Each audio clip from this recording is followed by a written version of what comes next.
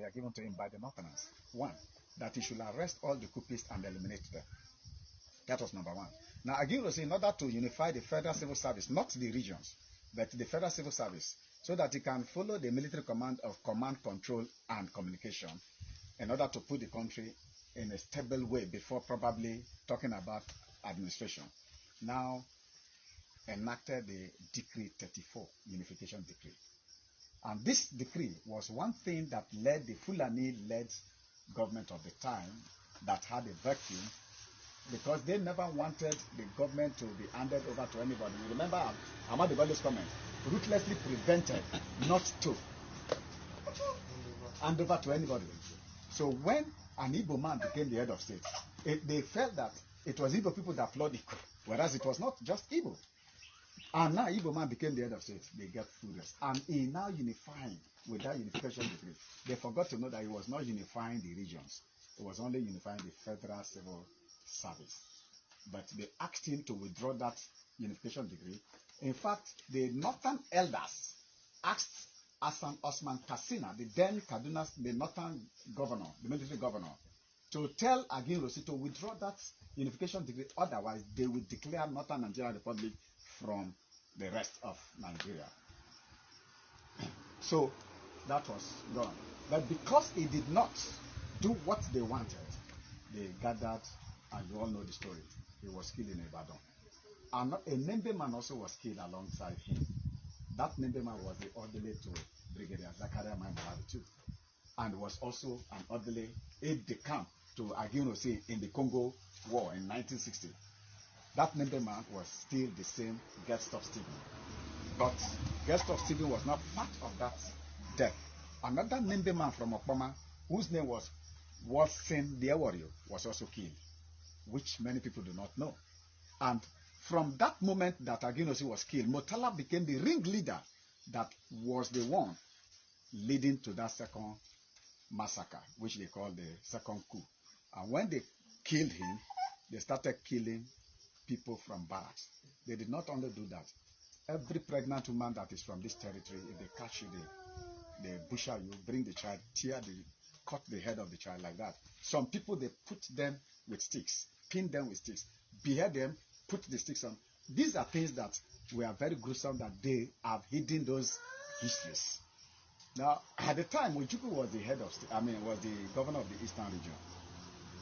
So when this scenario unfolded, Ojukwu told Agin Rossi that he should be careful with using the North to be his aid. But Agin Rossi, being a patriotic man, the Igbos are very patriotic people.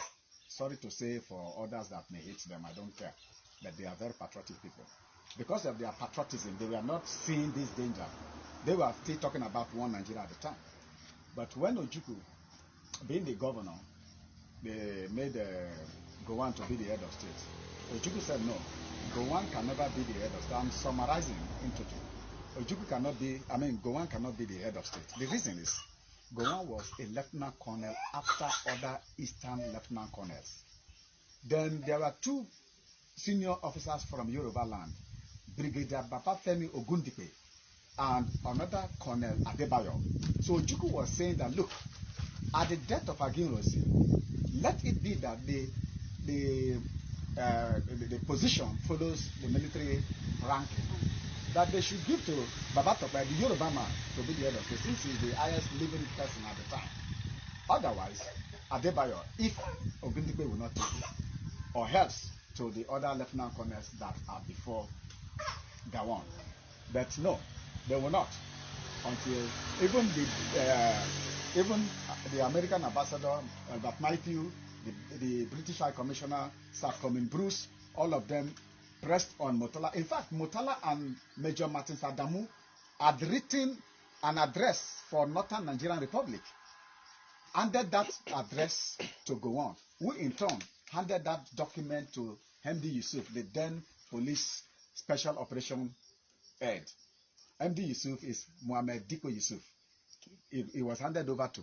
And when he was given, he now handed that same document to his cousin, Justice Bello, at that time, who came to Lagos for corruption investigation in the Ministry of Communication who saw the danger too, because already the British people have told them that they amalgamated the South and the North in order to use the wealth of the South to encourage that of the North. And that if they should break out at that time, they will suffer. So the British High Commissioner even told Motala and his Martin Adamu, that if they leave that moment, they will suffer, so they should not. And that if Brigadier Ogundipe became the head of state, it will gather the world against the North. And so that is how they worked until they pacified their mind with Yakubu Gowon. Which is why when Ojukwu said no, it could not be because of his rank, they double promoted Yakubu Gowon into Major General. From Lieutenant Colonel, they bypassed Colonel, they bypassed Brigadier, and made him Major General. That is why Gowon became Major General. Now, with this contest between the Eastern governor and that of the federal government, led to the Ghanaian president of that time, the Ghanaian military head of state, Lieutenant General Joseph Ankara, to invite Ojukwu and his team and that of the federal government to Aburi. And when they went to Aburi, Ojukwu presented a very fantastic document which, if Gowon had kept, we would not have been talking what we are talking today. But that document was a Confederate Republic of Nigeria. You go back and study what Confederate Republic is. Because of time, I will not be able to go into that details. So when they returned back, Ojukwu told Gowon that if Gowon will come and implement that document, he can now work with him. Gowon even stood up and embraced him. They were all camaraderie there. When they returned back, Ojukwu, because of that, felt that he has gone to make peace, right? Yeah. So he now announced to the Eastern regional people, those who escaped from the North, that he has made peace so they can go back to their areas of where they survived. Unfortunately, for those who listened to him, when they went back to their areas in the North, a month later, they were massacred.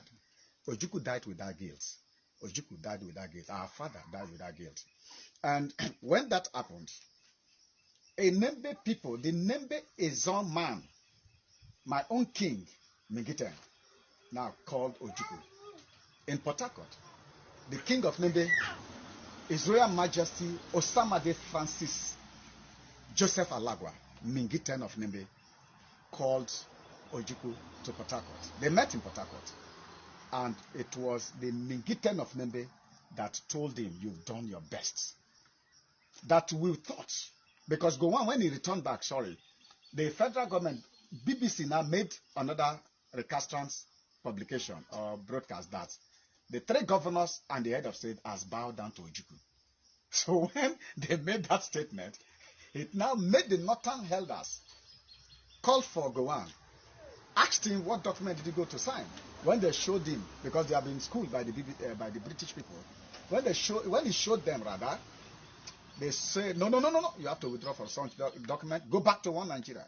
So out of that, Gowon went to the public, in his public address, said he cannot stand by that Aburi Accord, that go on with one Nigeria. So Ojukwu on his part said, no, on Aburi we stand.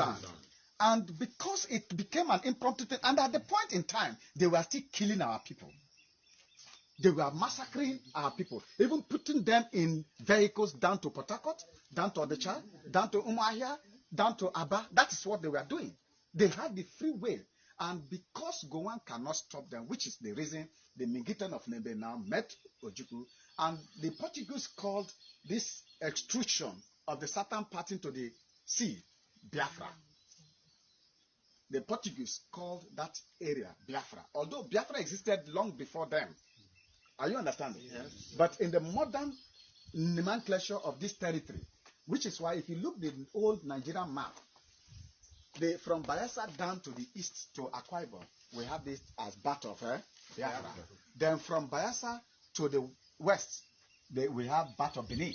Then the old water is called the Gulf of Guinea. So because our king felt that the Bat of Biafra involves his own kingdom, and to be an all-inclusive thing, he took it to Ojukwu and said, look, Gowon cannot protect us anymore. So use this name and call the eastern region, which includes us, as Biafra, to be a country of our own away from Nigeria. That is one thing we have to mention here clearly. I'm mentioning this so that our Igbo cousins too will understand. Ojukwu did not wake up to just declare it, because he's a very trained historian and a senior military officer.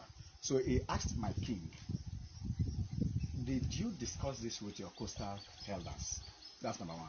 Two, he told them that if he declares, the Nigerian side will wage war, because one, it was an impromptu thing that we never planned for, and that we have not even done international consultation. We don't even have money. But because when you see